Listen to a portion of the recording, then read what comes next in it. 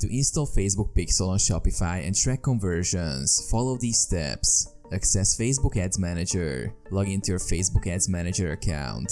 Navigate to Events Manager. In Facebook Ads Manager, go to the Events Manager section. Create a pixel. If you haven't created a Facebook pixel yet, click on Add to create one. Follow the setup instructions. Get pixel code. Once a pixel is created, click on the pixel name to access the pixel details. Get the pixel code. Log into Shopify. Access your Shopify admin dashboard. Go to Online Store Settings. Navigate to Online Store Settings. Paste pixel code. In the Facebook pixel section, paste the pixel code obtained from Facebook. Verify pixel installation. After saving, go back to Facebook Events Manager to verify that your pixel is receiving data.